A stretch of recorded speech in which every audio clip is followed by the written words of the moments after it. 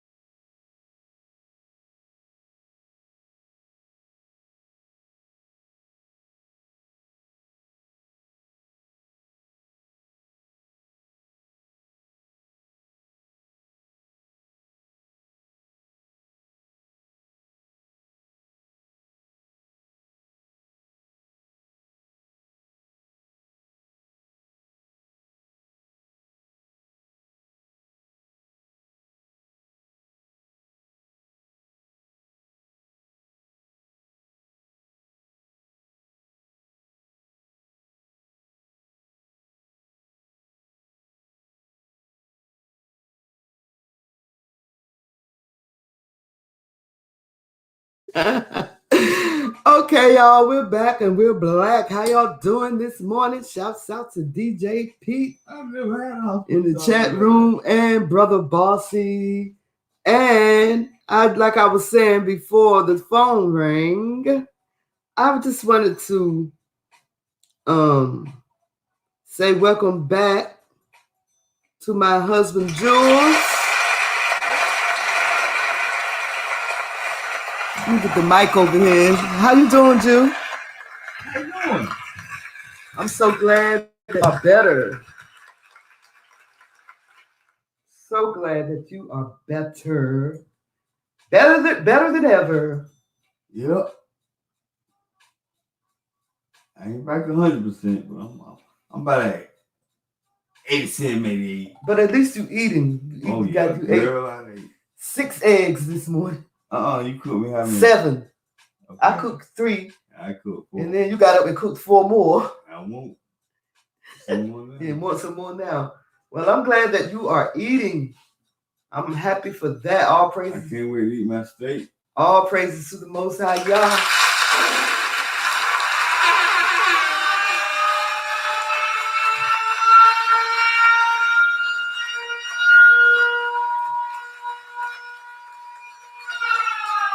Let me tell y'all something. I wasn't planning on opening the mic this morning. I was not planning on opening the mic this morning. Make sure y'all hit that like button anyhow. But I had my daughter coming on, and I was talking about how times are going to get rough. Oh, this is her right here. Hold on 1 second, y'all. Let me get my daughter on here. What? I told you to cover the camera. I told her. She ain't cover the camera. No. No, because at first it said you can only I told see you to cover the lid, but you can turn your camera off. You see where it says stop camera? No, ma'am. Wait, I see video. Oh, there you go. There you go. It's fine. Yeah. Do it again. Okay, there you go. It's off now. Okay.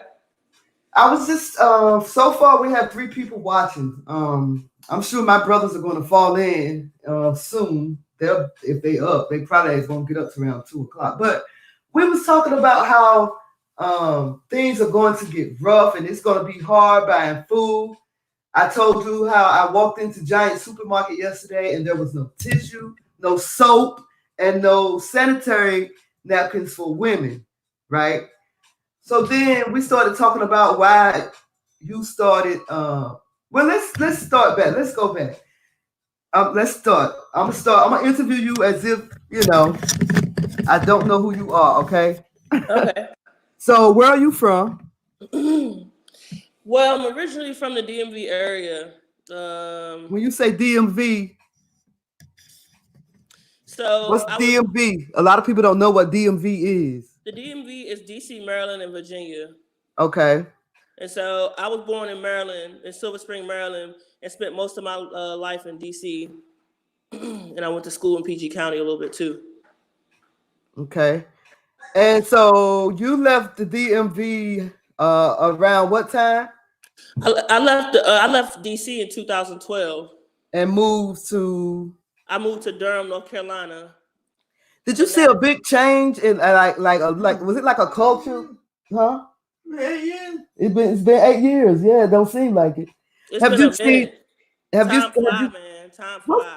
What type of changes have you seen? Differences between DMV and North Carolina? Well, when I first moved here, it was a culture shock because where I'm from, everybody is just like gotta go where they go, not paying attention to nothing but where they gotta go.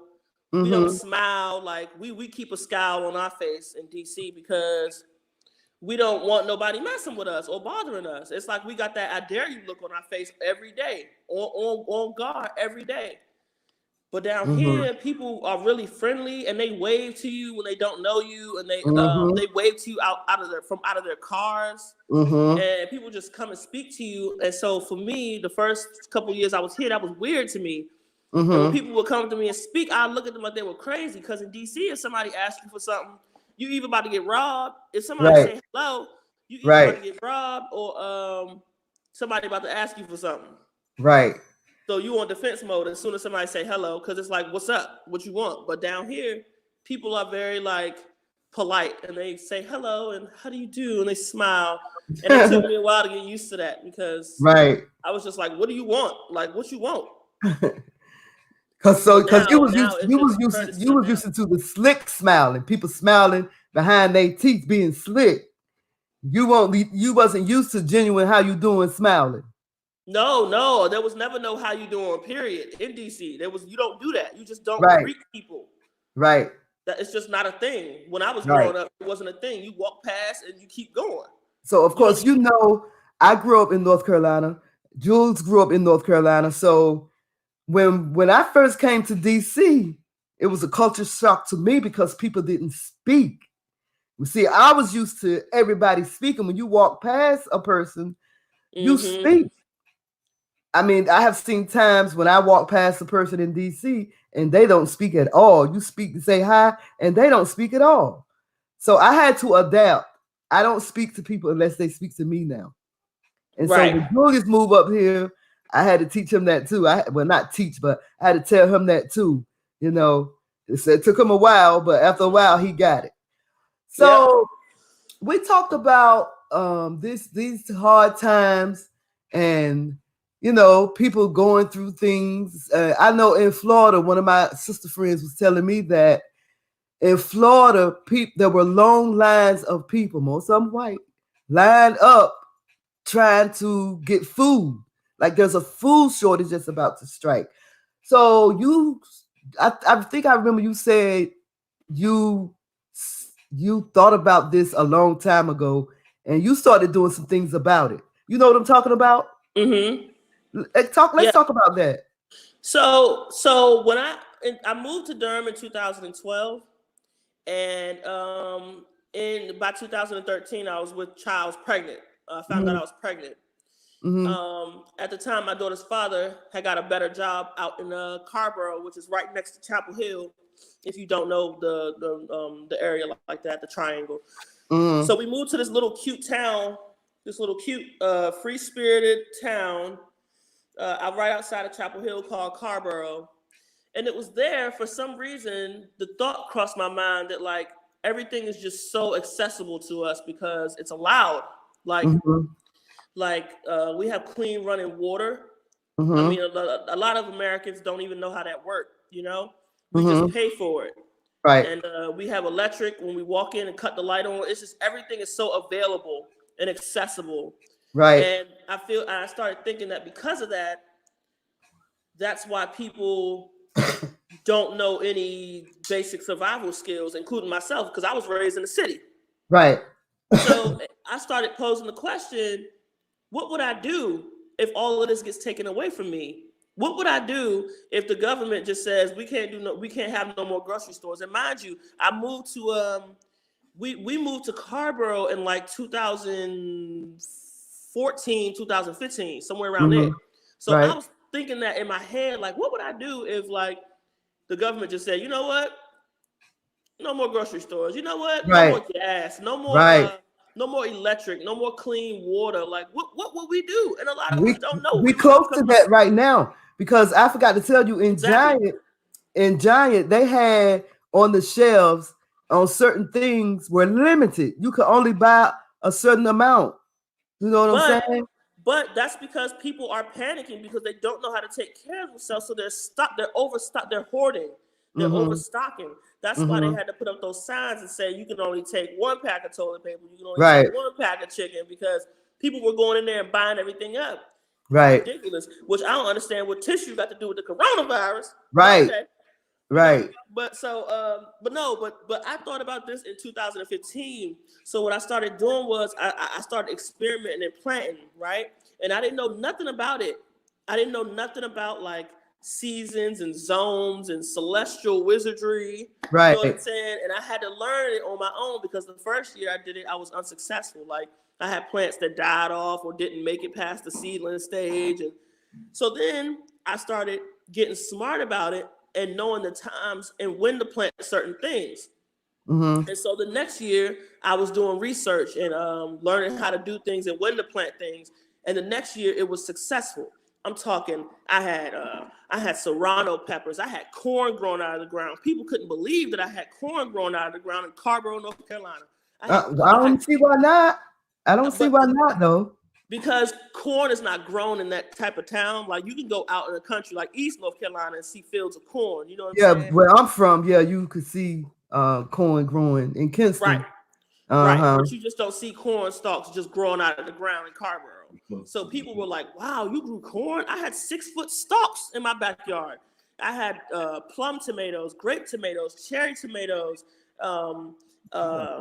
I had bell peppers, squashes, cucumbers, and I'm talking all this stuff is going at the same time in my backyard. People are actually walking by and admiring what I've grown because it was so much. I can recall that year I grew a serrano plant and I got 80 peppers off of it the entire summer. It was a good summer, man. I had a good summer. So once I did that, because my thing is, like, for some reason I like to be in nature. I like to be surrounded by natural things. And every Sunday I had my day off, and I would take Novi out in the backyard, and I would dig up the ground and prune my plants and just take care of them like they were my own babies. And and because I did that, I saw results. Like, I literally enjoyed the fruits of my labor, literally. So that made me just want to keep going. Like, I knew that, like, and it got so cool because I would be in the kitchen cooking, and I'd be like, oh wait, I don't have cilantro, I don't have parsley, I don't have wait. Walk right out in my backyard and pick it right off. I miss those days. I miss those days. Yep. So you could just go right out in the backyard and pick your own vegetables. Yep. And that year that I was successful, that was the first time in my life that I had ever ate a tomato fresh off the vine. I had never, I always ate tomatoes out the grocery store. I had never eaten a tomato fresh off the vine. And when I tell you, you can taste the sun in it and smell the sun on that tomato. It's the best thing. I tell you, it's the best thing right off the vine. You'll never go back. And you don't have to have a backyard. You don't have to be in North Carolina. You could have like right now, I live in a 3-bedroom, 3-bathroom apartment, right? I have a tiny balcony and I got stuff going. You don't have to be in a backyard or in a big space to get it done. Like, you can literally get stuff done on your balcony, on your porch, on your backyard, and you can literally pick these things off. They go all summer, and you don't have to go to the grocery store for it. And if you do it in a large way, you'll never have to go to the grocery store again. And that's my end goal. Like, that's what I want. So, yeah, back to the subject, though. Hold on. Shout out to my brother, Ariel. Hey, Ariel, brother, how you doing? Shalom. Good to see you. Welcome to the chat. All right, go ahead, Cindy. But, yeah, that's basically how I started as far as gardening goes. And then... No, was you a natural green thumb, or did you... like buy books or go on YouTube to learn how to do what and when and where and how? It was not natural because the first year I sucked. The first year I tried to do like marigold flowers and it was terrible. I tried to grow an avocado tree, and actually I was pretty successful until I put it outside. So if you're not in a climate where avocados thrive and they grow out of the ground, you should not put avocados outside. So if you start a seed, it's an indoor plant, and it will always be an indoor plant. So I had to learn that, and I started getting on YouTube and reading and like really seeing what I needed to do to get it right. And once I read, and I'm still learning, it's still an everyday curve. Like, you still got things that you learn every year that make you better the next year.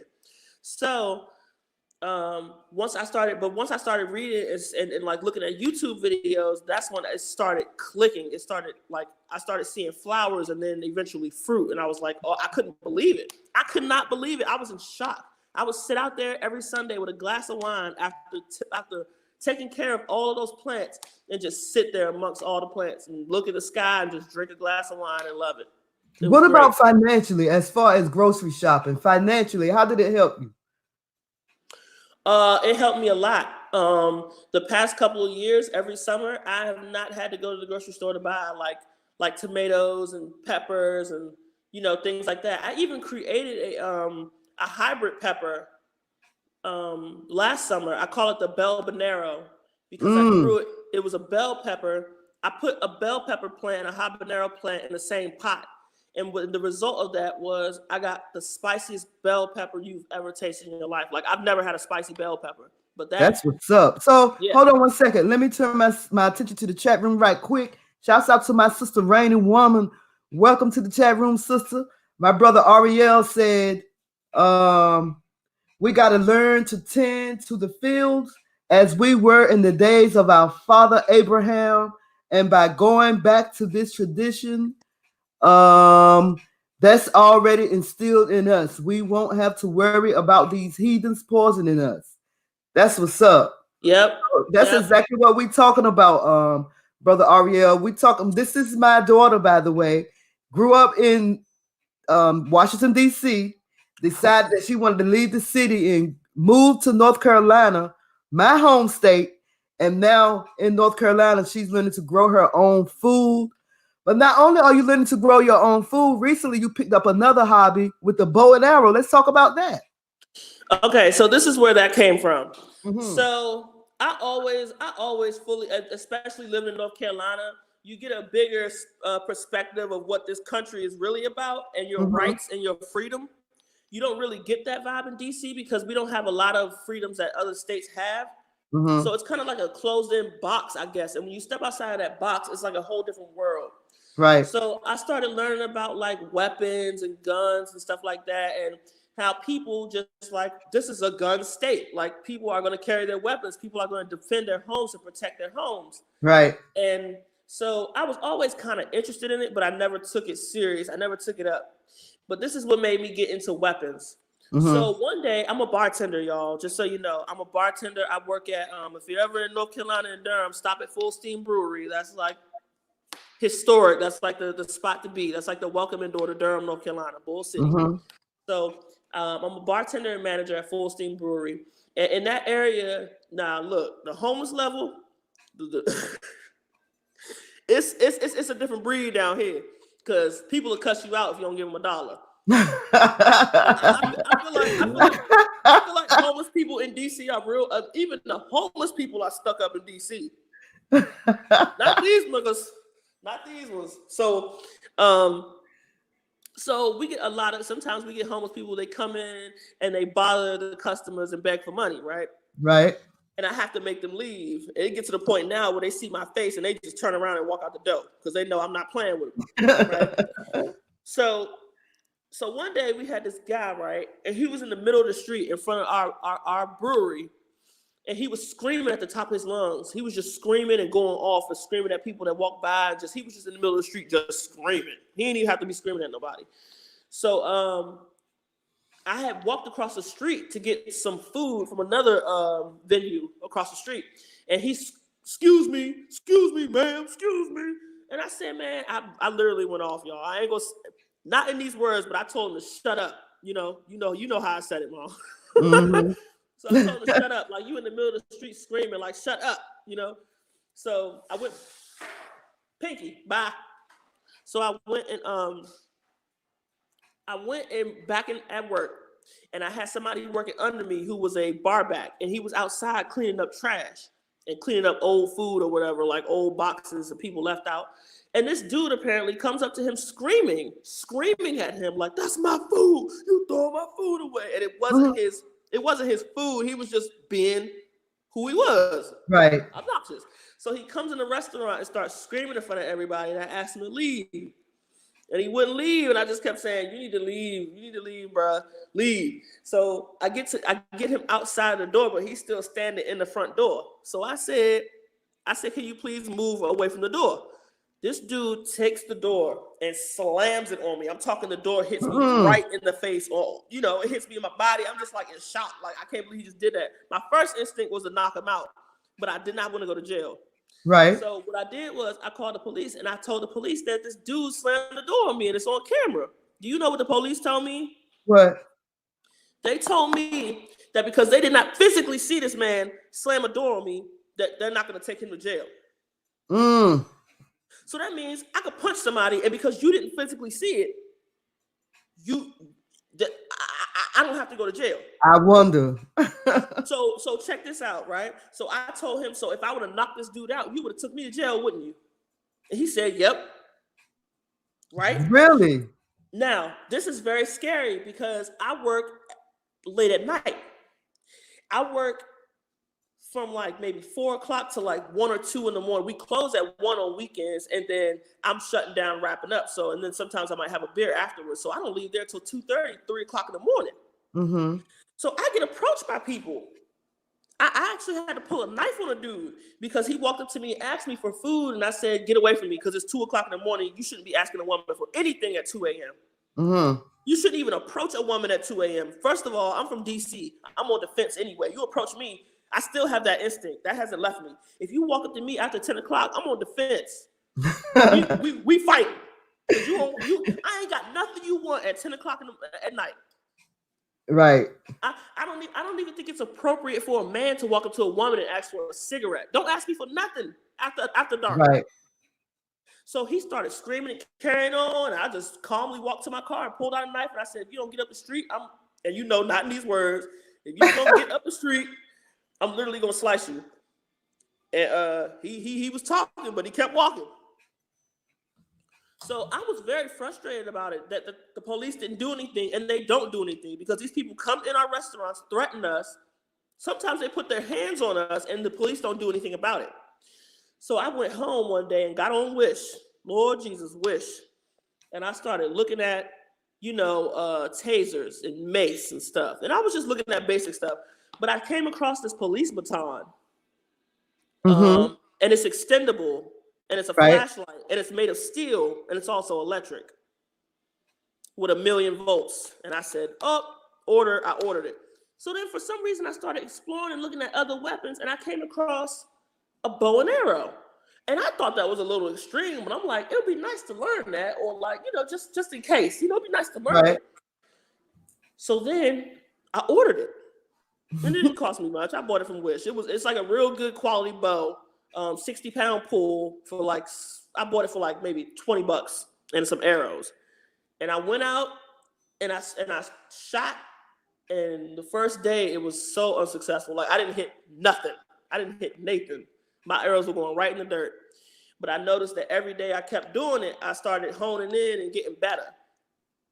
And I got a friend that's really good at it. I'm talking, he can take down a duck from 100 yards. And he shoots with a compound bow, which is like it's got all the doohickeys and buttons, and it makes it easier. But I have a natural like recurve bow, which is like pull back, let go of an arrow, take something down.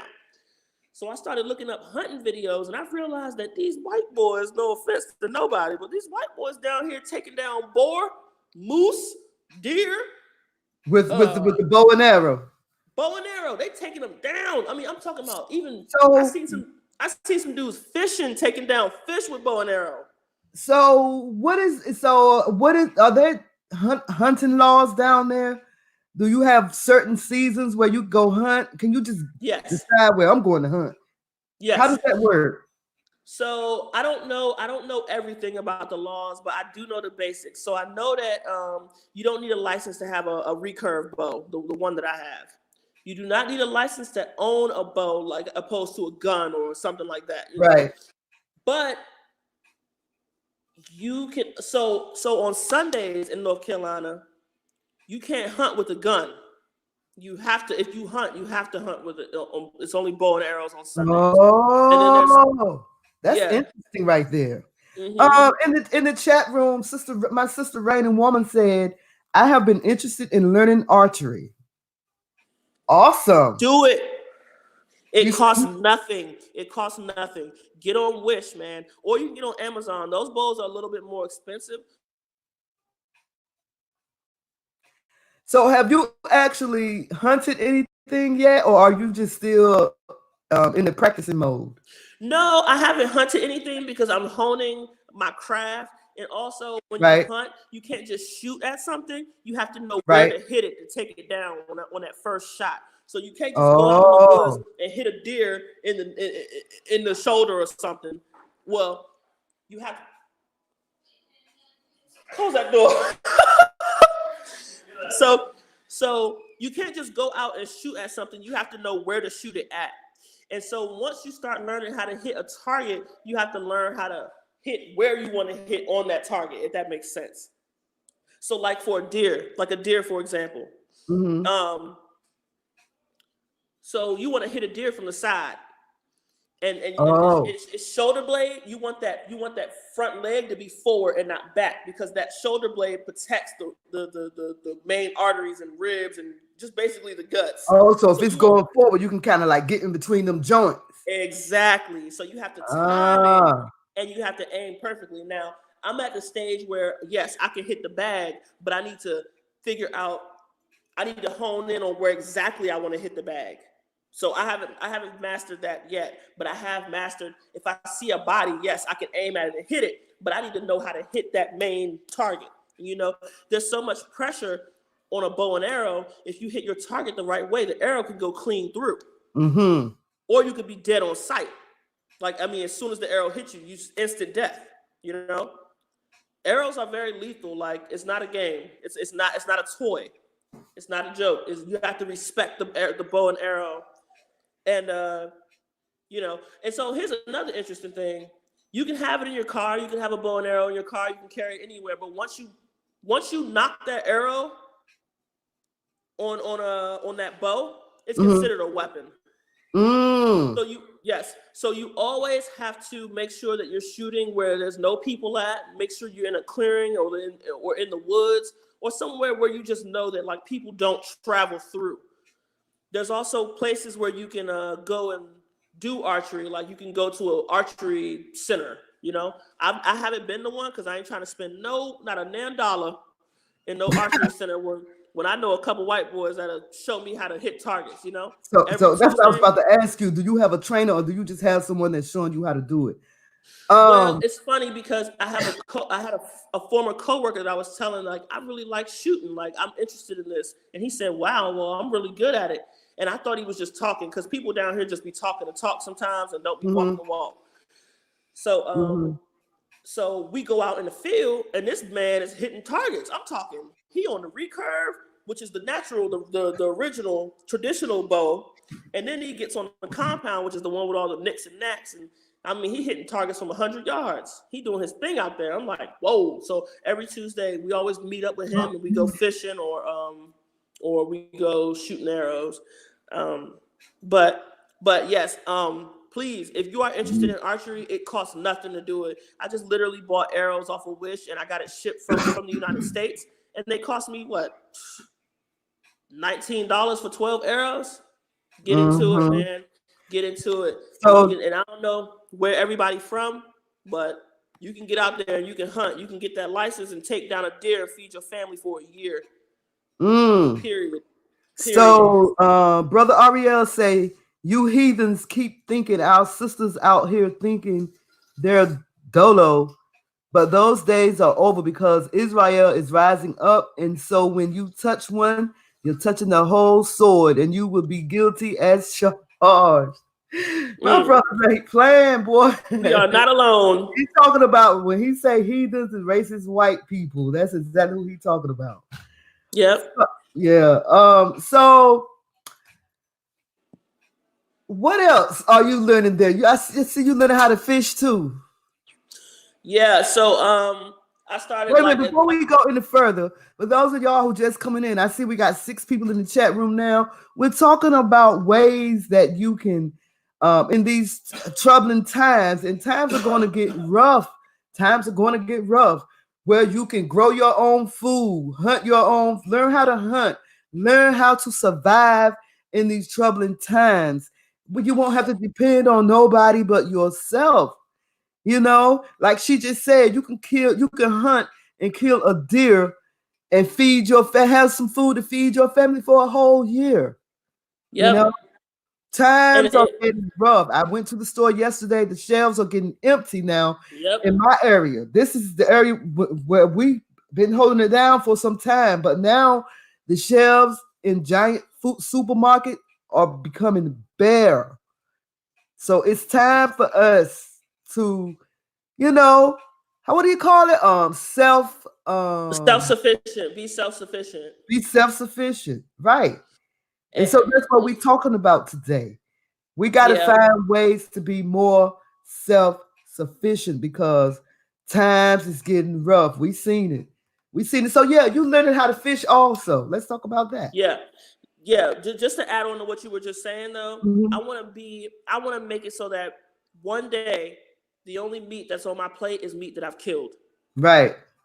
You also don't know what people are doing, like how they're handling your food before they come to the grocery stores. And there's nothing you can go to bed, rest assured that everything that you put in your mouth, you created.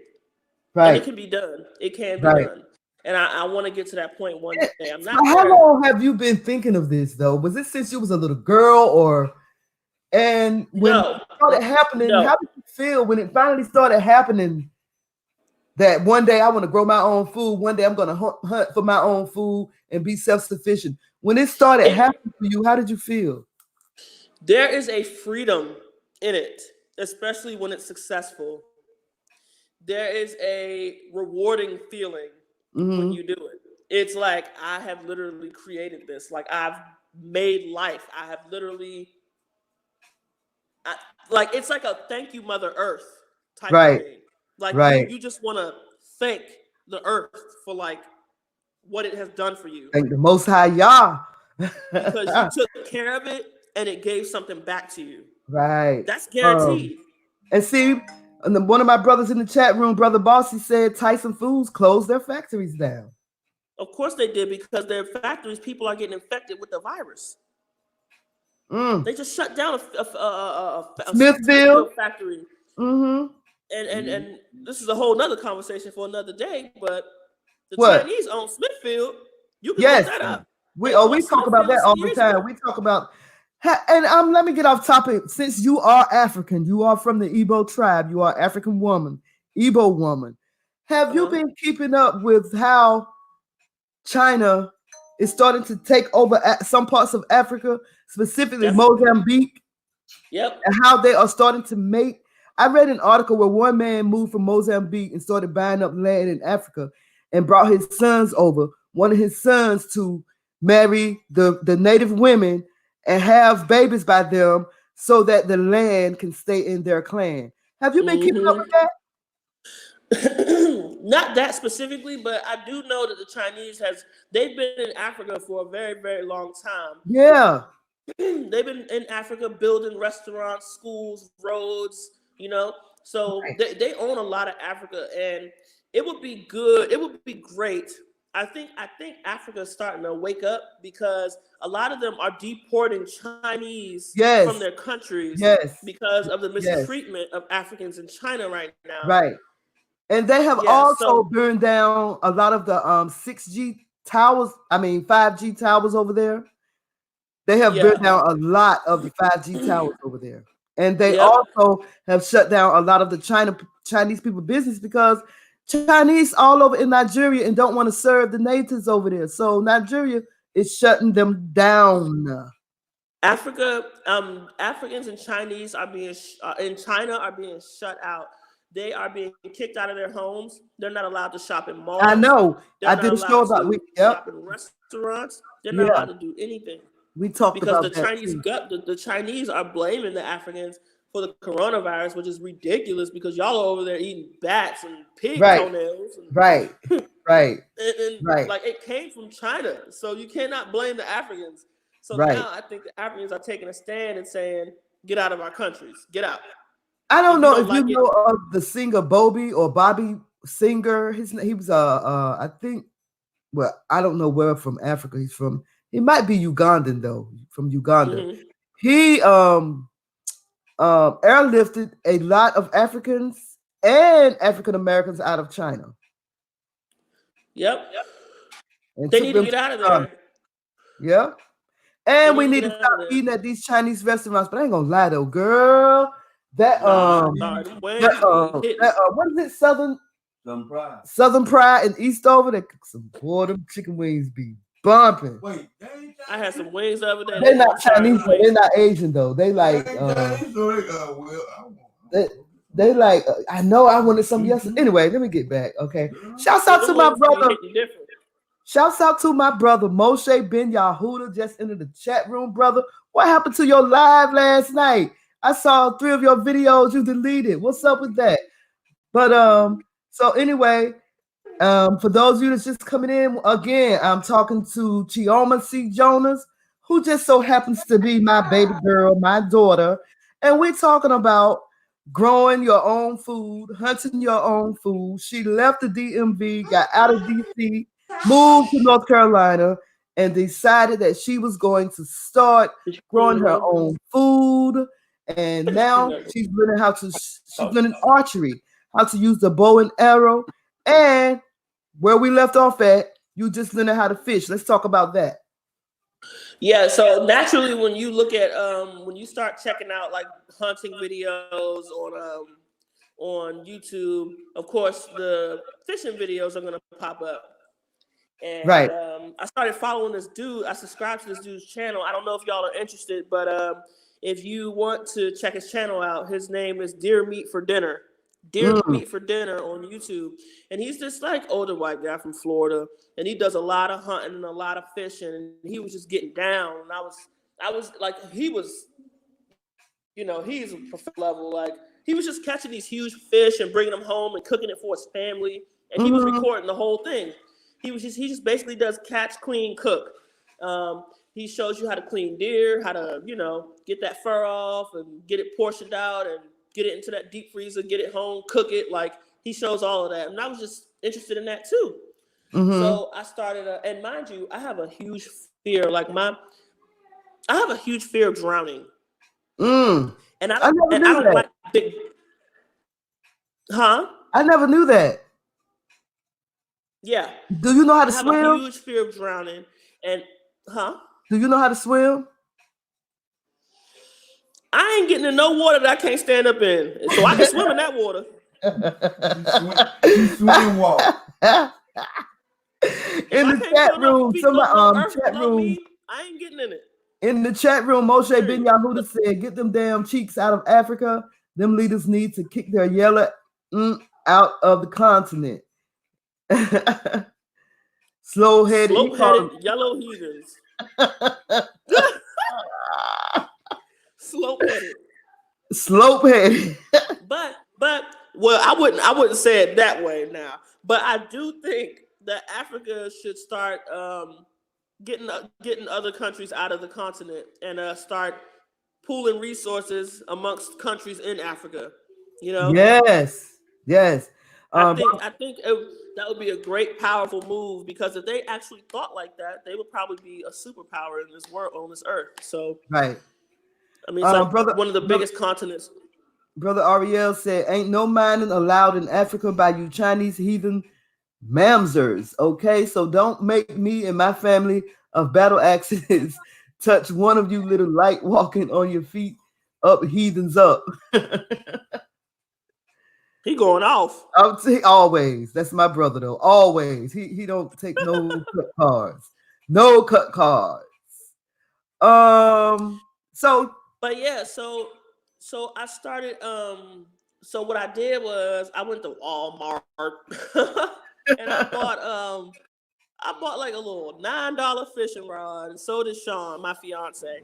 And they weren't that good, of course. They were like $9, and we went out fishing. No success the first time. The second time, on my birthday, I went out fishing, and I'm sorry, hang on 1 second. I gotta grab, my phone is actually getting low. Hang on 1 second, Mom. Hey Cindy. But anyway, ladies and gentlemen, boys and girls, once again, we're talking about how to be self-sufficient. You have to take care of yourself these days. Because like I said, the shelves are emptying out in the stores.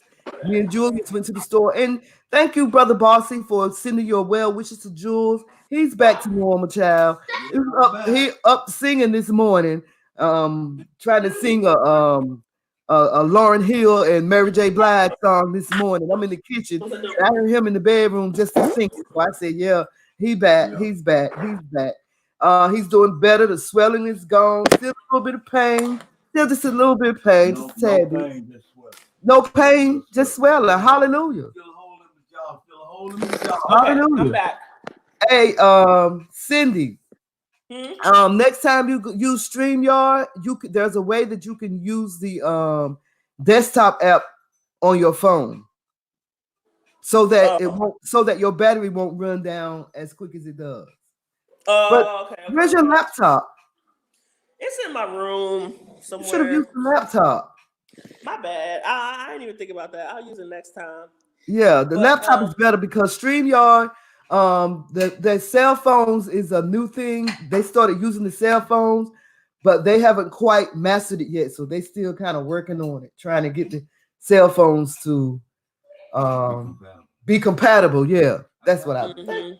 I'm back. Moshe Ben Yahuda said, "Get well, brother Jules." Oh, he well, he well. No pain, no gain, brother Ariel. Okay, y'all. Once again, About 88%. about 88%. About 88%. Once again, ladies and gentlemen, we're talking about learning how to be self-sufficient. These times, there's going to be times coming where it's going to be hard to get food. I never thought I'd see the day where giant food over here, the giant supermarkets in DC, in Maryland, the shelves would be empty. But these shelves, the food is getting low. So we're talking about being self-sufficient, self-sufficient.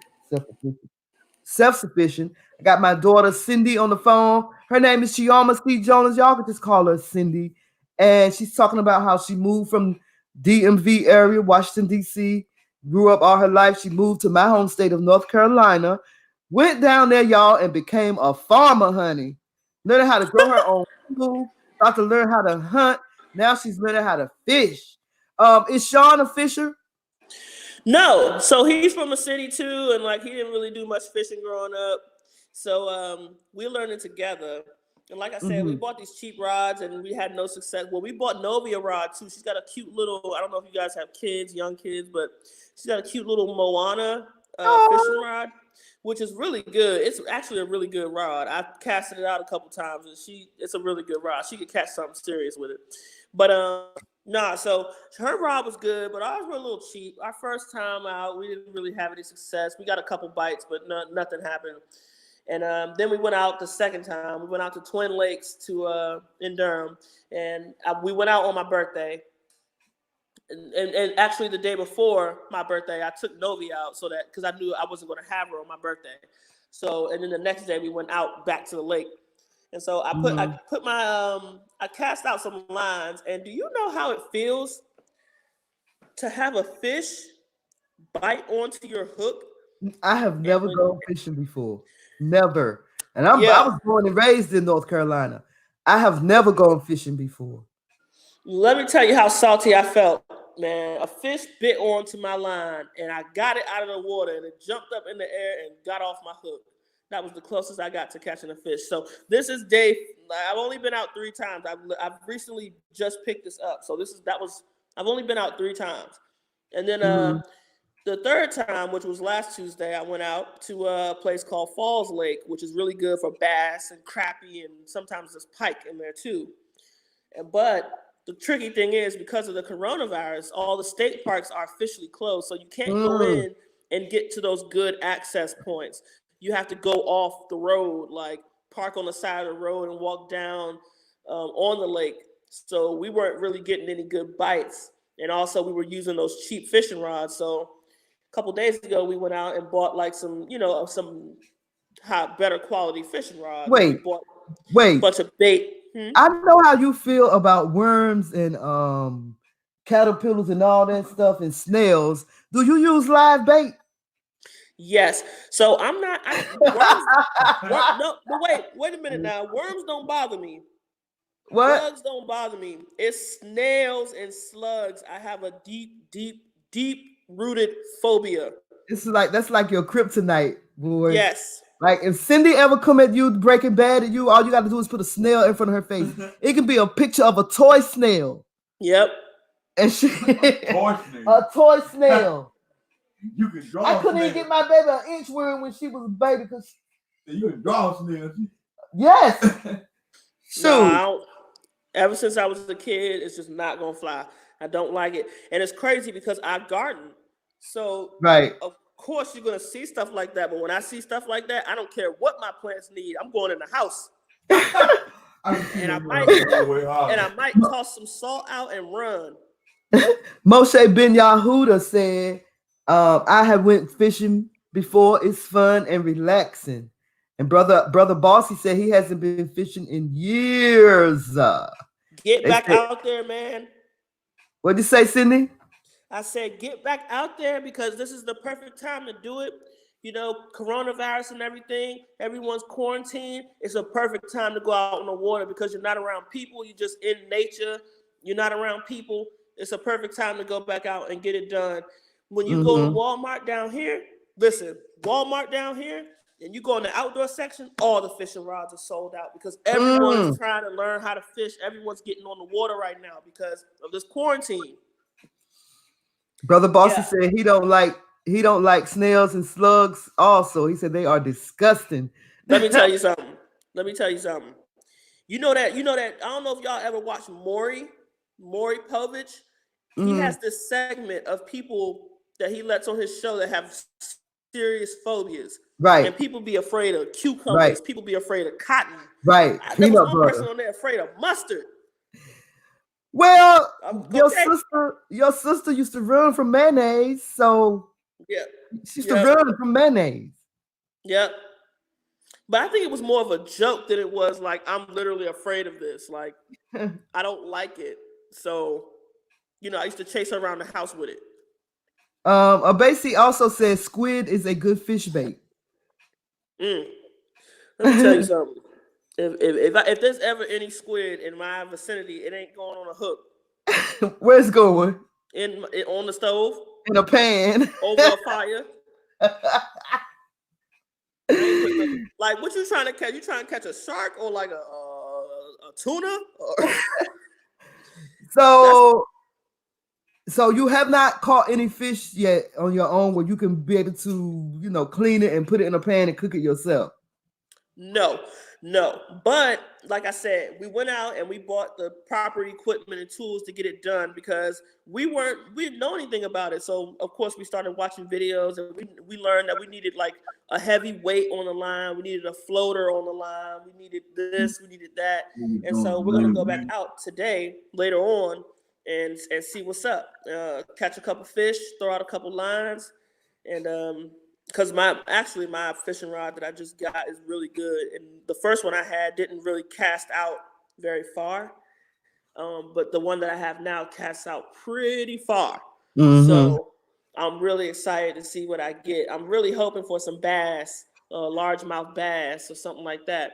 So did you say that somebody showed you how to fish, or you just took it upon yourself to do it yourself? Well, ironically enough, the guy that is very skilled at shooting arrows, he also was out there teaching us tips and tricks on how to fish. Oh, okay. That's who we've been hanging out with. Like, we just do outdoor stuff with this dude. Like, it's fun. Eventually, I want to learn. I want to be able to catch, clean, and cook my own fish. I want to be able to hunt, dig for mussels and clams and things like that. And and I want to move on to big fish too, like not just bass. I want to be able to catch like a tuna or go down to Florida, maybe go fishing, catch something huge, Shouts out to my sister. Shouts out to Sister Nick, y'all, who just entered the chat room, my family live. Shalom to you, sister. Shalom, shalom. We on here talking about how to be self-sufficient these days. I'm talking to my What'd you say? I'm looking at this comment. Look, I don't care how much money Fear Factor offering. I just bow out. I ain't eating no slugs, period. Yeah, he said on Fear Factor, people used to eat slugs on that show. No, sir. We're talking about how to be self-sufficient in these times. Brother Ariel said, Cindy, my beloved sister who tends to the fields. Shalom, family. That's what's up. We're just learning how to be talking about being self-sufficient because I know I keep repeating myself, but I want to keep repeating myself for people that's just coming into the chat room. We're talking about being self-sufficient. I'm talking to my daughter, Cindy, who moved from the DMV, Washington, D.C. to North Carolina and learned how to grow her own food. She's learning archery so that she can learn how to hunt. And she's also learning how to fish. Now, you also on the side, girl, you're doing all kinds of stuff. I got a lot going on now that I think about it. A lot going on.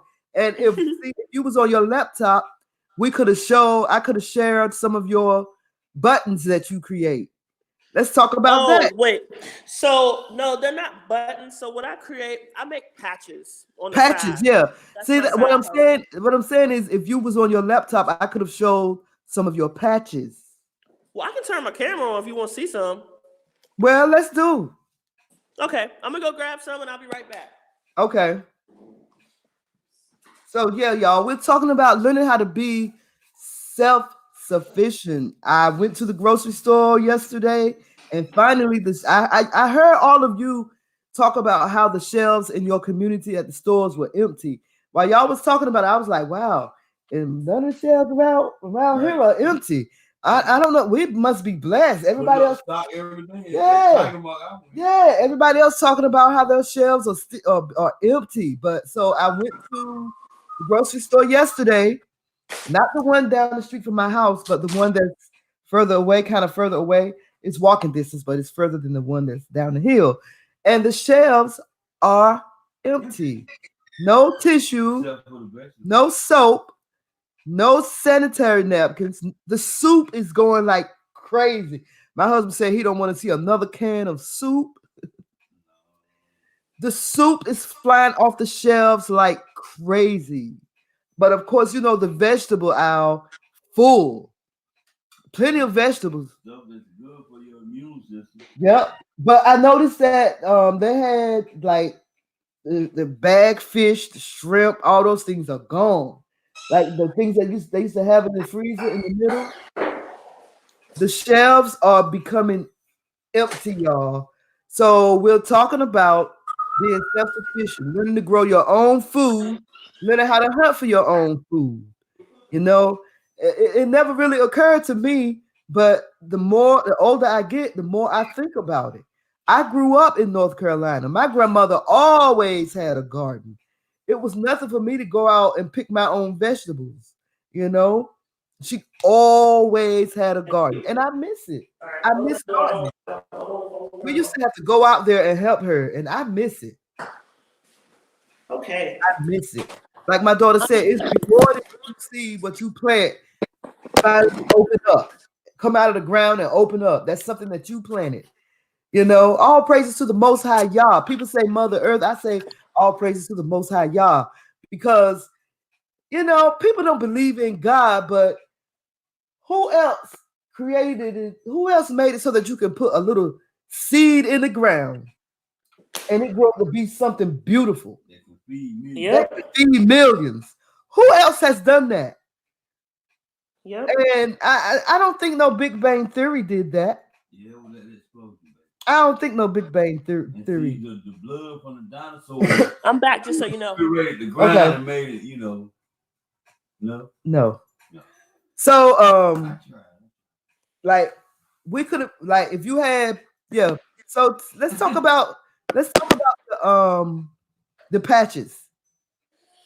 Okay, so I came across someone's Instagram some years ago about their Do you have pictures? Do you have pictures of your patches? Yeah, I have some. I'm gonna show you. So I came across somebody's Instagram, and one day they were working on an embroidery project, and they were hand stitching something, and I thought it was so cool, and I started trying to learn how to do it. So I went to YouTube, because YouTube got all the answers, and I started looking at how people stitch patches and stuff, and like how they put them on jackets and just whatever, like hand stitching, right? So I started tracing out my own stuff, and I started hand stitching.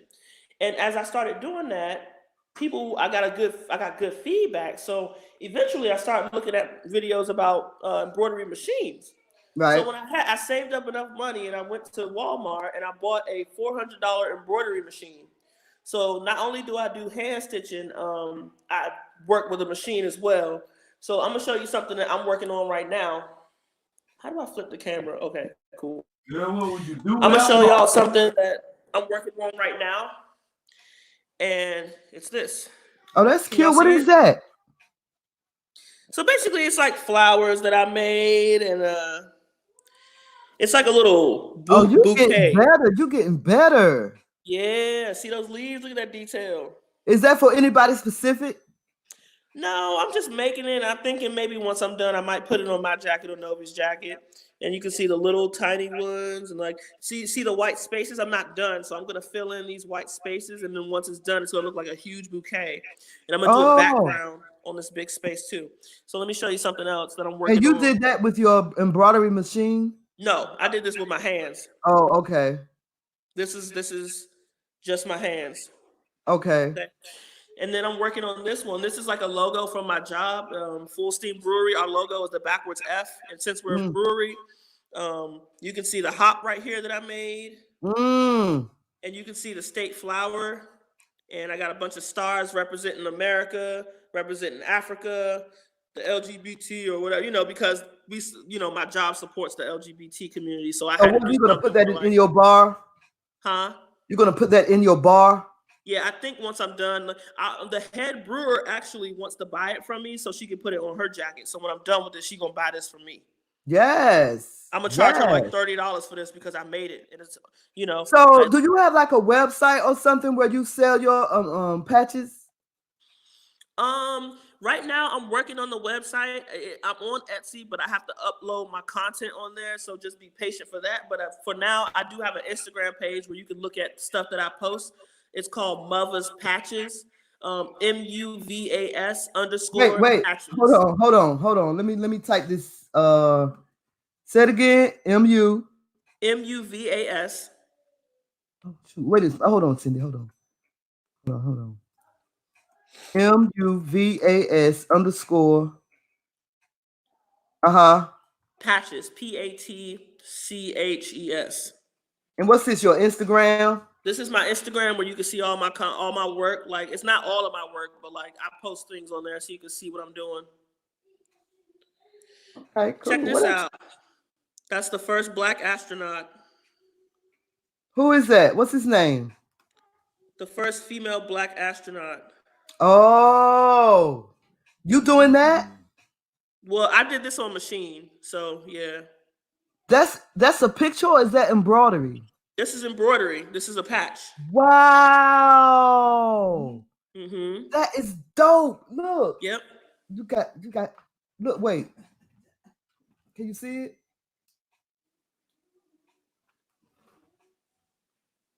Oh, that's like a picture. That's dope. Mm-hmm. And That so let me show dope. you. I'm gonna show you something else. I'm gonna see you a Buzz Sweet Radio logo. Please do. I'll get it done. This is Novi's jacket that I just did the other day. So Novi about a year ago, she doodled this on a piece of paper. Mm-hmm. And so I traced it onto fabric and then stitched it. So this is actually Novi's creation. That is cute. She's sized. Show it again. Let me see it again. Hold on. She's sized. That is cute. And so this is her jacket. And she loves this TV character on Netflix called Puka. So I made her a little Puka patch. And then she loves Pokemon. So I have to do that. Check that out. That's what her drawing is. That is awesome. It's covered in Pokemon. Look at the back of the jacket. Look at all the Eevee evolutions. And then Puka's right here on the back. You did those by hand, right? No, I did these right here on my machine. Still awesome. Yeah, right.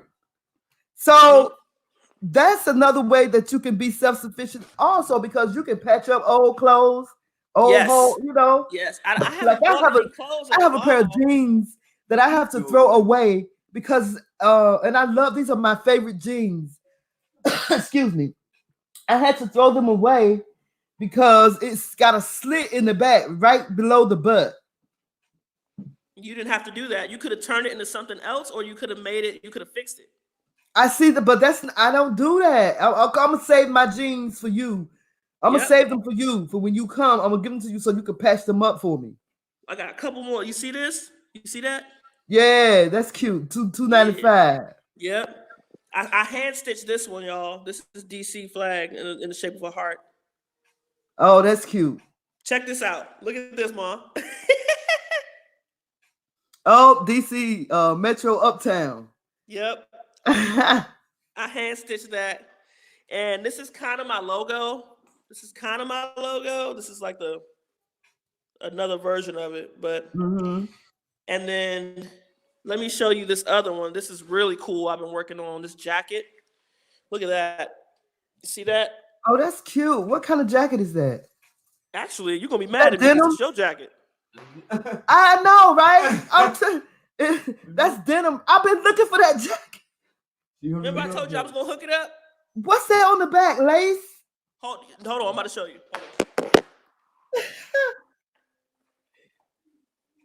Yes, she is very talented, y'all. And like I said before, we're talking about ways to be self-sufficient. Yes.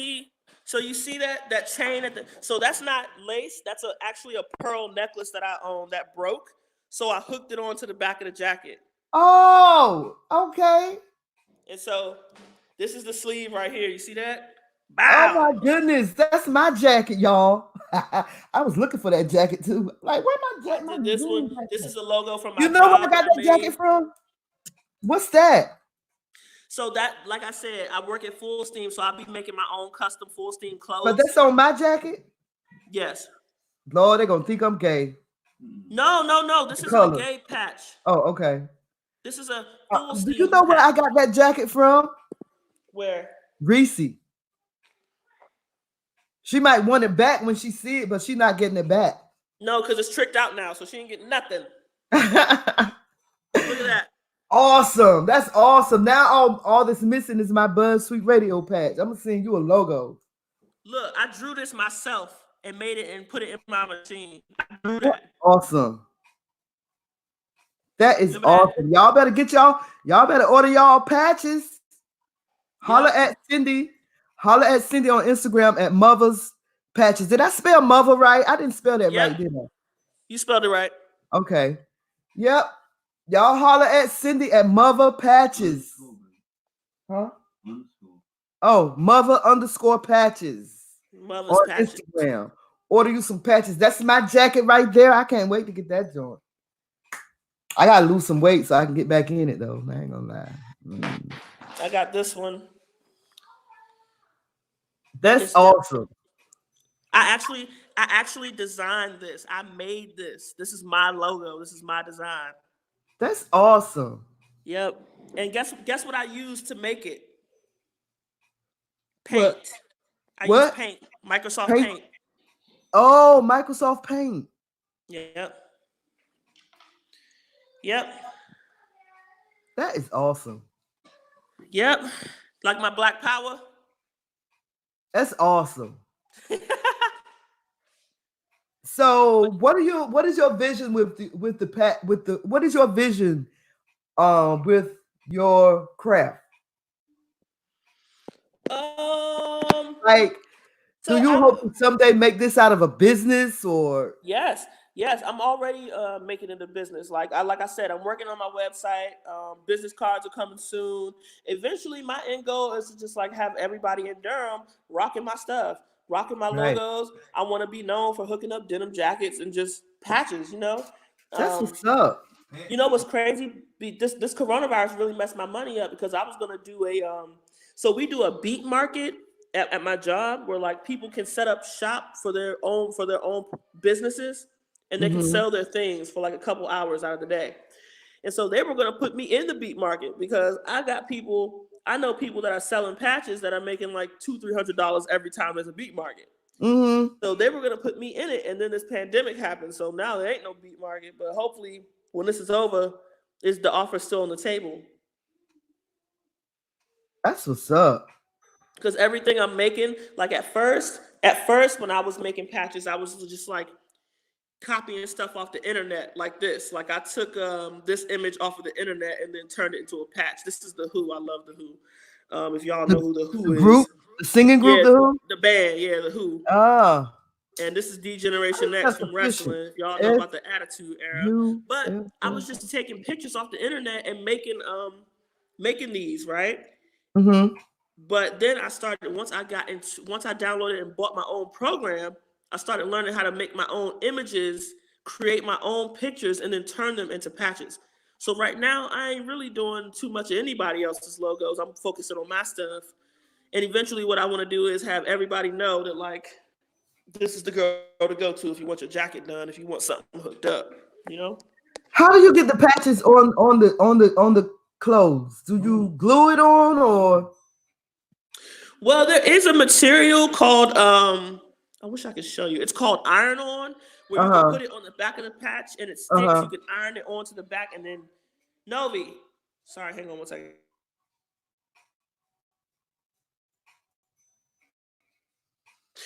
Sorry about that. Yes, yeah. So, The chat room is saying how much talented you are. oh, you know what? And the more I'm talking to y'all and stuff, the more I'm realizing that I do have a lot going on. Like I didn't even realize it. But thank you, appreciate it. But so the iron on you can put on the back of it and then just put some heat to it to make it stick on, and then peel Right. off of the outside paper, put Right. it onto the jacket, and then iron it on. It sticks, but I don't like that stuff because it's not very efficient. Like Right. sometimes It you'll can have cook. patches peeling off. Right. So what I do is I take needle and thread and I hit the corners and make sure that it's secure on there. Oh, okay. So Does basically, the embroidery machine that you have, does it have a sewing machine on it too, or do you sew by your hand? yes, it has a sewing machine, but I don't use the sewing machine to sew on patches because my aim is not that good with the sewing machine yet. So I want Oh, to make okay. sure that whatever stitch that I put into the patch, you can't see it. I That's don't want you to awesome. see the stitching. I want you to see just the patch. Right. So Right. I haven't gotten that good at the sewing machine yet. But basically the iron on, I use that to hold the patch in position. And then I Right. stitch it in the right place, in the right That's what's places. up. Yep. So yeah, holler at me, y'all, if y'all ever need anything or logo done or like you want to put something on your jacket, let me know. I take Cash App, PayPal, I take all that. Zelle, what you want to do? That's what's up. I'm thinking about myself getting back into selling Mary Kay. I'm not sure yet, but I'm thinking about it because I need to start bringing some income in too. But Right. if there's not anything else that you have to say, I just want to thank you because this was very informative to a lot of people. Me and a few people in the chat room. You had Raining Woman, I believe, saying that she wanted to learn archery. Let me ask you this. For those of us that have a balcony like you said you don't have a yard anymore. You just have a balcony. Yep. Give us something simple to start out with as far as planting something on our balcony. Like, The first thing I would recommend y'all do is look up the zone that you're in. It's easy. mm, You can just type in like, what zone am I in? I live in this state. You can get on Google and say, I live in DC. What zone am I in? So I don't know what zone DC is, but right now I'm in 7. I'm in zone 7. And okay, so what that does is tell you what the temperature is going to be like and when's the right time to plant certain things. So you okay, have to consider all of that when you do plant. You also have to consider how much light you're getting on your balcony, because some plants need light while others don't. So that's where you start at. You figure out how much light you're getting, how hot it's going to be, what zone you're in, and the scheduling. Now, the scheduling might be off because of climate change, because things have changed so much in the past 2 years. Like, we started getting warm here in February, which is mm, extremely odd because that's out of the normal, so I started planting early. I started like right now, like at the time that I planted them, and it was ready. It was time to start planting them at that time. Like carrots. I have carrots right now. I have spring onions. I have snap peas, and I have Swiss chard. and all this on your balcony. All of this is on my balcony. Yes. And your balcony is kind of small.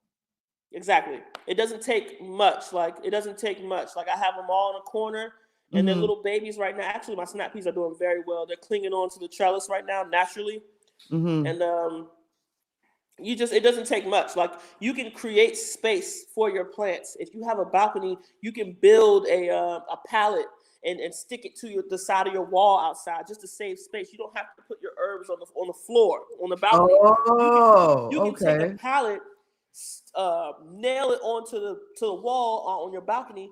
Boom! You come out to your balcony. You have beautiful herbs growing from it. And so, where would you get a pallet from?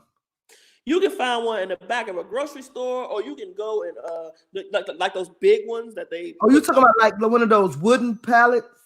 I'm gonna say this: if you have a house, you can get one of those big wooden pallets, nail it to a wall on your backyard, and you can have beautiful herbs and even strawberries growing out of them. And it saves you a lot of space in your yard for other things, and it also looks good on the eyes. Like when people walk into your backyard, they're gonna see this house and be like, "Wow, this is awesome!" Like, you know, you can even, if you have a balcony, you can get online and look at, or you can even make it, or go to a woodsman and have him make you a little palette, you know, that you can nail onto your wall outside. And as soon as you walk out, you're hit with this aroma of like basil or cilantro or parsley, or you can have strawberries going out of it. Actually, that's going to be our next plant, because Novi loves strawberries, and I told her we were going to plant a strawberry plant. So Brother Bossy said windowsill gardening is the easiest way to start, especially if you live in the city. Exactly. Keyword is start, though, because certain vegetables you cannot keep in the house. You have to take them outside. Like tomatoes, they need heat and they need sun, they need light. So yes, you can start them in a windowsill, and you can get them to a nice size, but eventually they're going to have to go into some kind of dirt outside where there's a lot of sun and they get a lot of water. I have no idea what Moshe Ben Yahuda talking about. First he said I don't know what he's talking about. He said Yes. What? The reason why he's saying that is because I showed this patch. Oh, I thought so, over the patch. Oh, okay. Let me tell you something. Y'all around the same age, so I didn't know what was going on. I'm like, what is he talking about? Who he talking to? Dude, my mama know I grew up on wrestling. Me and my dad would watch it every Monday, Sunday, Thursday. I'm telling you, that Sunday night heat, that WCW Monday night Nitro. Let me see the patch again. This is D-Generation X. Oh, okay. You know, I grew up on them. Triple H, China, X-Pac, Road Dogg, Mr. Billy Bad, all of them, man. I'm telling you, this was an epic era in wrestling, and I feel bad for the kids these days because they'll never know what this was like. They will never know what it was like when you watching and somebody come out and talk trash, and all of a sudden you hear a glass break. Here comes Stone Cold stomping down the aisle, ready to smash something. Like, I'm telling you, they'll never know. It's just like the NBA in the 90s. These kids will never know what it was like. It was electrifying. People were like, man, I'm telling you. I'm pretty sure them stadiums were vibrating, shaking because of it. So he also said arrows are deadly. Ask in a wood elf. Oh yeah. What? Oh yeah. Ask the elves from Lord of the Rings. Jesus, y'all. Bro, you trying to come up on the panel or what? Okay, and then he also said, I don't know, Legolas be tearing them ox up with them arrows on Lord of the Rings. Boy, so it's funny that he brought that up because I was watching a video of a professional archer. He was analyzing people's shots in different movies. So he analyzed Rambo. He analyzed the chick from Hunger Games, and he analyzed the elves in Lord of the Rings. And when I say that was the most efficient shooting, I'm talking he was letting them go, pulling them, drawing them from the quiver, putting them right back on knocking them right back on the bow. I'm talking back to back firing like a straight savage. I only aspire to get to that level. The way he was firing them arrows. I'm talking back to back. He said Stone Cold, The Rock, Triple H, Undertaker, Kane, and etc. The 90s was lit.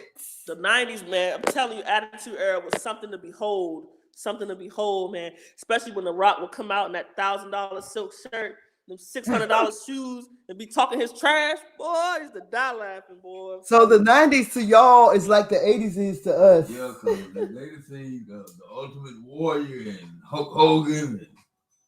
Oh, I remember the Warrior. Well, I ain't talking about as far as wrestling because you know that wasn't my thing. I'm talking about as far as life period. But no, Ma, you have to look. But really think about it though. Look at a basketball game now, right? You see how everybody's too good to stand up and scream and stomp and yell at the players and get it popping. Yeah. Like, back in the 90s, it was electrifying. Like in the NBA, it was like crazy. People were like, back in the 80s, I remember they used to do the wave in the stadium. Remember that, Jules? They used to do the wave at NBA games. You know what the wave is, right? Yeah, I know. Uh-huh. And they don't even do that anymore. Yep. I'm old. I'm telling my age. And and wrestling, it applies. That applies. The same thing that applies in the NBA applies now because I don't even watch it no more because it ain't what it used to be.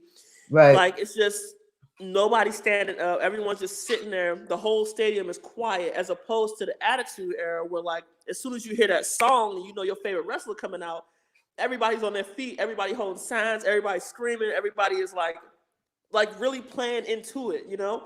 And looking back at it, because I once in a while I get on YouTube and look at old WWF videos, and I wonder how I fell for it because it was so extra. It was so extra, but it was everything. It was part of me, and I still carry that with me. I still carry that. I remember them days. Well, apparently, Moshe Ben Yahuda too, because oh yeah, you noticed that patch right away.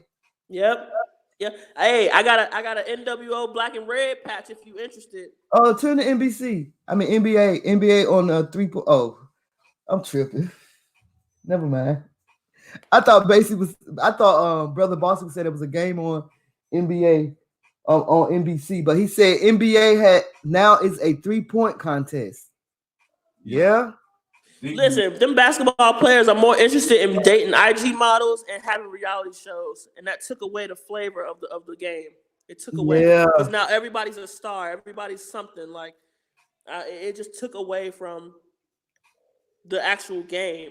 So once that started happening, I saw the attitudes change in the players. I just stopped watching. I have started back looking at Basketball Wives. Lord have mercy. Why did I start back looking at that mess? Oh, that show is a hot mess, but I can't stop looking. I know all of them. New York, Atlanta, they're just a hot mess. Who's the worst? I think LA is the worst. I cannot stand Peter Guns. Oh, you talking about Love and Hip Hop? Oh, yeah, Love and Hip Hop too. But I cannot stand him. He is a garbage human being. I cannot stand Peter Guns. And those women that following behind him like that, they crazy. Mm-hmm. They crazy. Yep. Oh Lord. Yep. So, yep. Remember when they used to go hard, man? They used to I remember when Stone Cold Steve Austin, he stunned the whole McMahon family. Right. The mama, the daughter. What he do? He stunned the mama, the daughter, the son. To move. When he grabbed by the head. Oh, all of them. All of them. I'm talking about they all was passed out in the middle of the ring. The mama too? All of them. Yeah, he got all of them. Yep. I can't. That joke, that like she said, that glass break, and everybody's in the ring get that scary look on their face, like. Yep. Especially Vince McMahon. Come out, throw his hand up, somebody throw 2 beers. Yeah. This how he go over his beers. Hey, Mom. Together like that. I was never into wrestling. I just my daughter and her father, my daughter, I don't know if Candace watched it that much, but Cindy and BJ used to watch it all the time, to the point where Cindy decides she gonna go to school. What was that move you put on that little boy in school? First of all, before I say anything about that, I just want to let y'all know that he hit me first. He hit me first, and I was watching wrestling back then, so I punched him in his face, and I snatched him up into a headlock and kept punching him, and that was the move that they used to do back in the day. Is that the same one where you broke his glasses? Yes, I broke his glasses. And Daddy came to pick me up. He still tell the story. He came to pick me up from school, and the little boy was sitting in the principal's office crying. And I was sitting in the corner with my arms folded with the meanest scowl on my face. Well, you know how everybody used to say I used to fight, right? Cindy? Huh? You know how everybody in the family say I used to fight, right? Yeah. Why I had a friend of mine on the platform, Brother Carby, on the platform, right? And the first thing he said, girl, I remember you beat me up in the 3rd grade.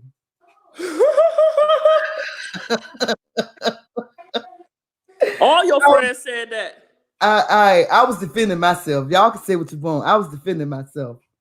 Y'all know how people are. People stupid.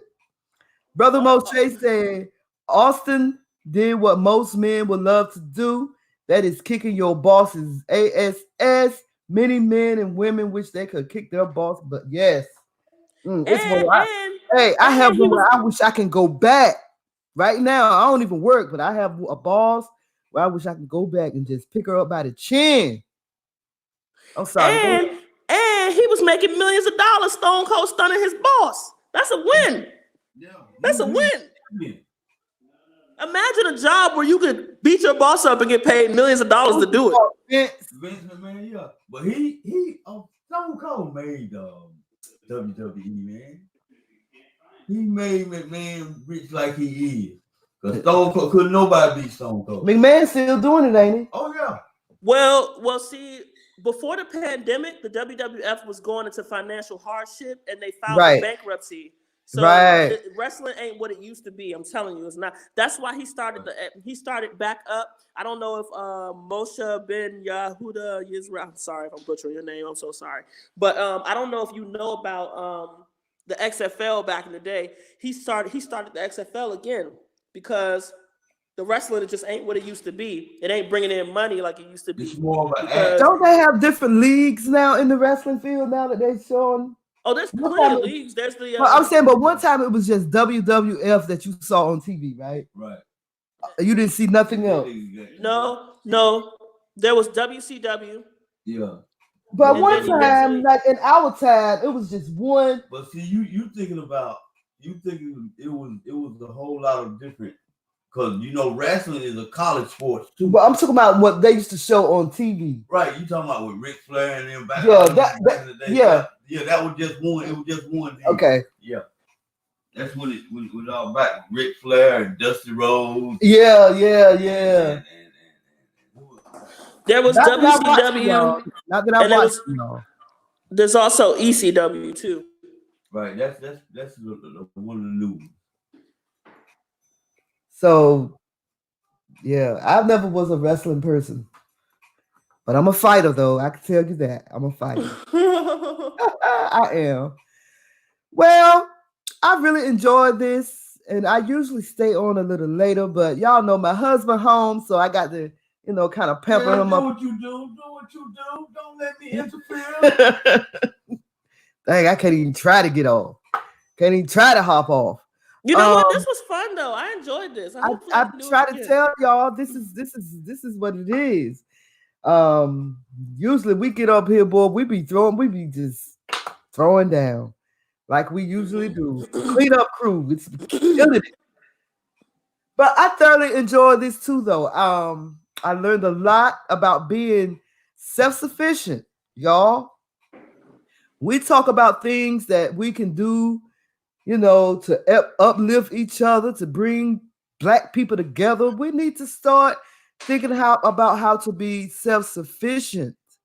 Once we learn how to be self-sufficient, we can help one another. Shoot, I might grow too many vegetables one season. Exactly. You catch too many fish one season. You might hit an extra beer or something. Let's just say that everything goes to crap and like there's nothing left, like nothing is accessible anymore, right? And like you said, if you grow too many vegetables, that's what we call supply and demand. That's what we call an economy. We can build an economy within ourselves. You know what I'm saying? And if it all does go to crap, and I got this one, and like let's say we have to rebuild from the dirt. I'm talking. We might have to pool resources and build villages to survive. Yeah. You know what I'm saying? So it would be great that I have this skill because I'm offering this to the table. And I don't care what it is, y'all. I don't care if it's building something. I don't care if it's creating something. I don't care if it's hunting. Whatever it is, I think everyone should learn a basic survival skill so that if that does happen and we have to build from the ground up, you have something to bring to the table. Right. Everybody needs to, we need people to take care of the children. We need people to know how to, sew up wounds and heal. We need people that know how to bring food. We need people that know how to till the earth. Right. Teach children. It's all a couple years ago, I sounded crazy. People thought I was crazy. And now look what's happening. There's a pandemic and people are panicking. People are Right. dying. People are buying everything up. You can't even buy a gun now because the lines are out of the door and around the corner. So you need to really, I think it's very important that, like, in your spare time, you take time out to learn one skill that will benefit you in the natural world. Right. Because all these degrees and these $1 million homes and all of that crap, it means nothing. Right. If you don't know where it came from and how to do it for yourself. I don't care if you learn how to make a fire on your own. That is a beneficial skill that people would need if the government took everything that they give you away from you, because it can happen. We are a very fortunate country. You have to consider the rest of the world where people. There's a chance that will happen. There's a chance that will happen. And I believe that the Most High Yah is setting us up, preparing us for that time. Yep. I believe that is what he's doing. Yep. You gotta prepare. You gotta know something. You gotta know something out here, because if you don't, you're just gonna starve. And that's how it works in the animal kingdom, and that's how it works in it applies to humans too. Right. You gotta learn how to. You gotta work, eat or starve. And the Bible says if you don't work, you don't eat. You don't work, you don't eat. And that's what I'm trying to do. Like, unfortunately, I didn't have like grandparents and like people that would teach me, like, look, this is how you fish, this is how you plant something, this is how you start a fire, this is how you build something, this is how you create a shelter in case you get stuck in the woods, this is how you navigate your way back. Like, nobody ever taught me that. So it's good. I think it's good that I'm learning it on my own, and I'm learning from other people as I go, and nobody's watching me learn it. Right. I can pass it on to her, and she can take those skills, you know, whether she knows it or not, it's in the back of her head. Just like when my grandma taught me how to cook when I was a kid. I used to be so irritated because I wanted to do something else, and she would make me literally sit in the kitchen and watch her cook. Which one? And it irritated me and it pissed me off. And then as I got older, I started cooking like her without even thinking about it. Which grandma? Grandma Irene. The African. Yep. And before I knew it, I was cooking things that she taught me. And I wasn't even thinking about it because I knew it. Right. Yep. So I miss her. I miss her too. She was a grandma. She was a sweet she grandma. Was the grandma of all. She was like the grandma of Eden. Yep. But she was a beautiful, beautiful woman though. Yep. She kept herself up, honey. That makeup, when she put that powder on her face and them lashes, you couldn't tell her nothing. That head wrap, couldn't tell her nothing. Always sewing and making us clothes and praying for us. Like, she was a sweet woman. She was. Yep. And so, y'all. So I hope, and one more thing, I hope y'all take something from this. I really do. I hope y'all go out there and learn. You want to shoot an arrow, shoot an arrow. You want to get gun happy, get gun happy. This is America. You have the right to bear arms. You have the right to protect your family, and you have the right to take down a deer and feed your family for a year. Okay? I know that's right. That's all I'm saying. Well, on that note, I was getting ready to ask you, did you have anything else to say before I close? And I guess that's it. That's it. That's all. But wait, is there anything else? Anything else for Cindy though? What's next for Cindy? What's next? Yeah, like you hunting. You learning how to hunt. You growing your own food. You learning how to fish. Is there anything else? I remember one time. Wait, do you remember when Cindy bought those chickens, the two bitties, and put her in? Oh my God! Y'all want to hear this story? Living in an apartment and bought two biddies. You remember? It was three. Let me tell you how retarded I am. Okay? I'm going to tell y'all the story real quick. No, be like, I'm hungry. You're going to eat in a second. I'm going to feed you, baby. But, so this is a crazy story. So I'm kind of impulsive. And like, I'm one of them people that once I see something and I want to do it, it's going to get done. And that's the only way I can get it off my conscience. Like, if I see something and I like it, I'm going to work my way to it to get it. And no one's going to stop me, no matter what it is. So one day I'm in the gardening shop, like picking up stuff just to get my garden going. And it was just the beginning of the season. I guess every year this garden shop in Carborough, they have baby chicks. And I'm looking at them, I'm like, oh my God, they're so cute and little and furry. And I'm looking at my fiance and I'm like, I want them chickens. And he like, Cindy, these are farm animals. They belong on a farm. You can't have them. Because at the time we were in our 2-bedroom apartment. Like, you can't have them in a 2-bedroom apartment. I said, Sean, I will take care of them. I will build a coop. And I'll make eggs, and we'll have fresh eggs every day. So I tried to buy one chicken, and the lady said, for some reason, you can't just buy one chick. You have to buy 3 baby chicks. I guess because of companionship or whatever. Mm-hmm. So I bought 3 baby chicks and took them home, and they were the cutest thing. And I had them in a little container. And then 3 weeks went by, and them niggas turned to dinosaurs. Okay? They started jumping out the containers, running all over the house, pooping in my kitchen. I didn't even know I could that. barely catch them. They were so fast. I didn't even know that. Yes, and it was so stressful that like I posted an ad on Craigslist and I said, free chickens, come and get them. And you can get I got all the fixings with them, like the straw and the cage, and just come get these chickens. You ain't got to pay $1. Somebody came and got them. Within 10 minutes of me posting that ad, somebody texted me and said, where are you located? And this man came, and clearly he was a farmer. And he pulled up, and he was so... Okay, first of all, when he got out the car, I said, sorry. Like, look, don't ask me no questions. I know this is stupid. I know I made a stupid decision. I ain't even about to get into details with you, but don't judge me. I went to the store and bought some chickens. And he just stood there and laughed at me. I'm like, don't even ask, bro. Just take the chickens.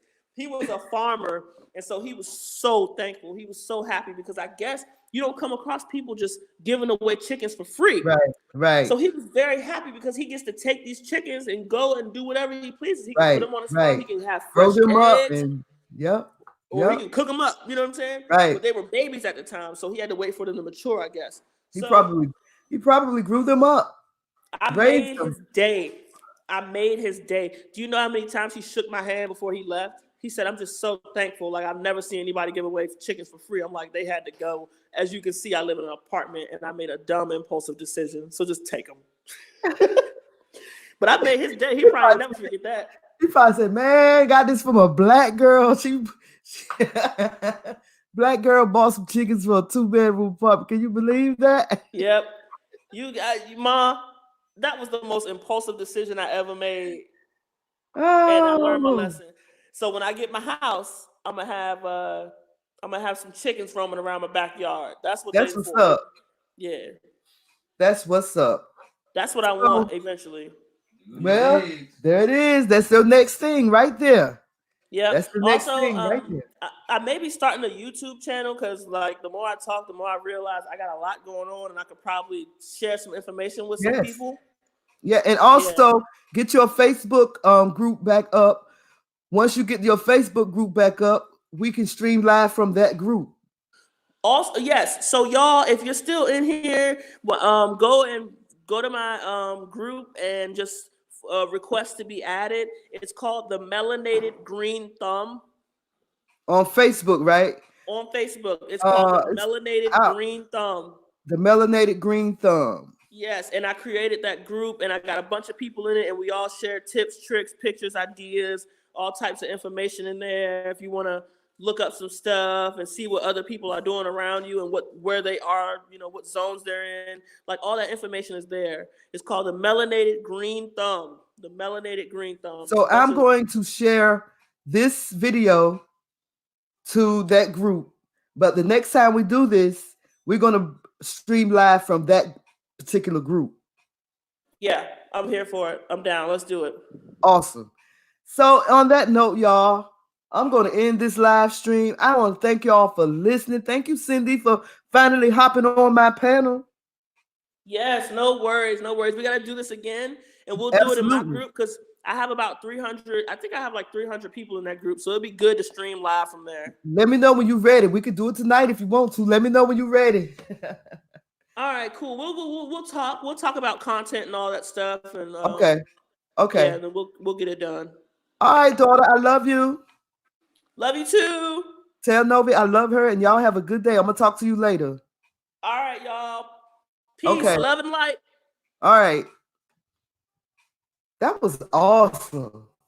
I kept trying to get her on for the longest time, but I just want to thank you guys in the chat room for listening. My brother Moshe Ben Yahuda, my brother Bossy, my sister Rain and Woman, my brother Ariel, my sister Nitya. Who else? Who did I miss?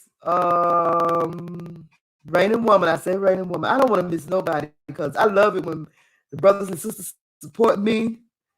We support each other. I want to be there to support them as well. And I just cannot thank you guys enough for tuning in. I learned a lot. My daughter is both of my daughters are very smart. Both of them. Very, very smart. I'm thankful for them. Their father is from the Igbo tribe. And I just thank my daughter. Sometimes I have to call her to get solutions to a lot of things because she's just that. She a boss.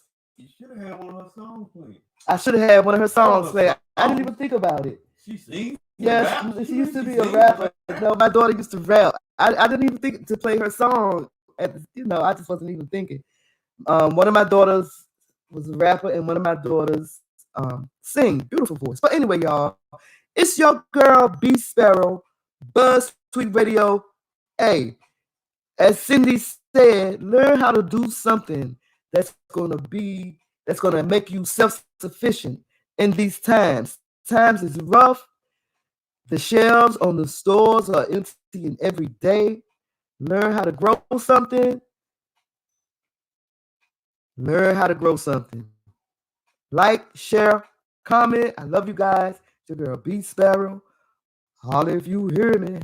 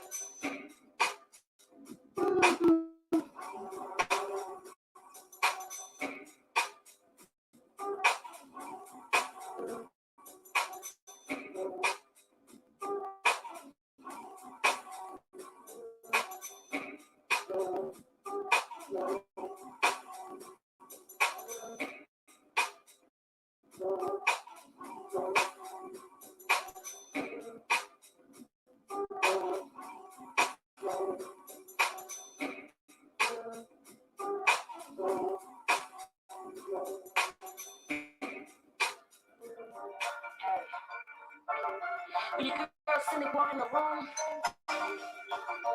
them haters, they get real quiet. So that's why I got pause. Stop my life, you know what I'm saying? It's like you sleep. You feel me? That's why I made a song. Let's go. Just for all my ladies, just for all your baby fathers, just for all the niggas in the block, 6 million. On that street, we doing the same shit. Just like when you talking to me, you talking to me. I'm not popular, I'm the DMV. Just act like it ain't a TV. I'm a fuck me. Just that fucking dog. I'm a little salty. Word slime, crying sick. If you ain't talking about money, make it quick. If you around me, shawty's vegetable. Some salty bitches low, but they cholesterol. I see you salty. Look at your face. Just remain in your position. Stay in your place. Whipping the CL. My CL's touching the floor. Everything loud. Don't smoke Reggie no more. People say, why the DMV ain't poppin' assist? Oh, that's easy. I can tell you what the problem is. There's too many cheats. Not enough Indians. A lot of bitches playing cheap. Real idiots. You salty like a sweet. Cause I'm riding night with that and that. Press me, shawty. I already did that. If you ain't saying hey, cynic, you ain't saying shit. Something like that, bitch. You a basic bitch.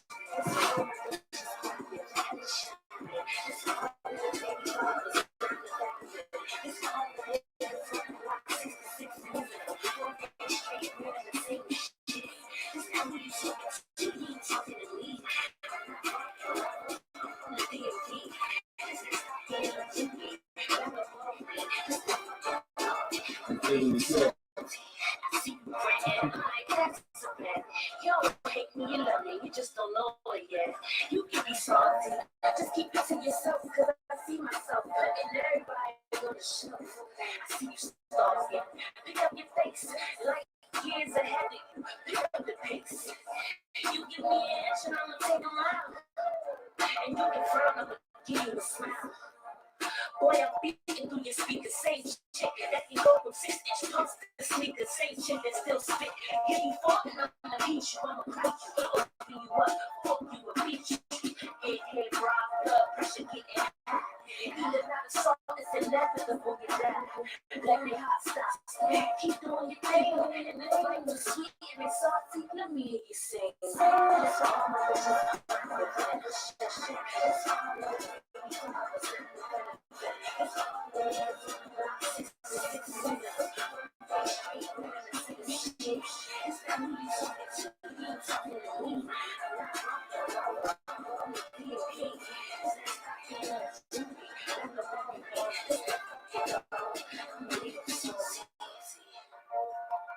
You still salty? All I have to say, I don't know what to tell you. Get your weight up. Get your money up. Step it up. It's all that matters.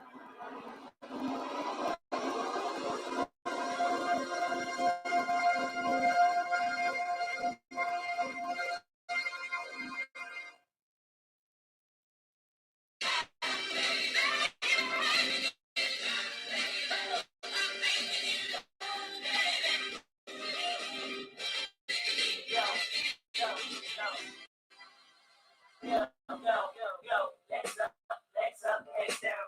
If your man can't swim, he gonna drown. Still rock from south side and uptown. Show him more, you know now. Legs up, heads down. If your man can't swim, he gonna drown. Still rock from south side to uptown. Show him more, you know now. Get low. Thinking I ain't smacking, cause all the weed I be smoking. But if you step like the stairs out here, I'm choking. Till I feel a boom, you ain't know how I'm going. Niggas talk right till the ass for the night. No face and night, who's got these niggas sights? Turn around and get their ass robbed by dykes. Always have to bring the motherfuckers don't like. Faking on the late night like your ass got a grip. You can't even get tight, popping on your man dick. Talking about pounds and you out here selling hits. Look fresh, start fucking rollers, now you look sick. I tell niggas like this, fuck your clique, I know the street, nigga. Fuck you, cause you faking on your feet, nigga. Reach out your hand to me, you pulling back a love. You got blood, I got blood, so you fuck if you a thug. Let me get another dub, my ass out. Stop bitches to fuck down and be ass out. Drinking my son about to pass out. Pop top niggas, I know what your pass about. Yo. Legs up, heads down. If your man can't swim, they gon' drown. Rock from outside uptown. You know now. Legs up, heads down. If your man can't swim, he gon' drown. So rock from south side to uptown.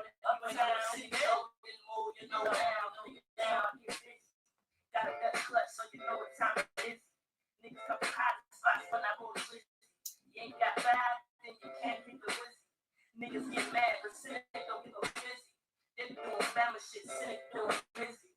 Chris, clean flow, niggas call it spiffy. Chains kinda nice, but your rhymes so iffy. It's with the same shit and I'm down to the shitty. When stepping either around, all I hear is say, get who? Y'all better have 22. I'm smoking for me, not you, but if you're looking for that stuff for sale, I got you. They must not know what's safety. Bitches walking around here starting hard like shit is crazy. Without the one and make you magic like Disney. These shit is silly, that's why I smack them busy. Oh! And bitch, you better recognize. Don't sleep on a nigga, cause I do recognize. Carry knives, hood niggas call me butcher. Fucking motherfuckers like my name was actually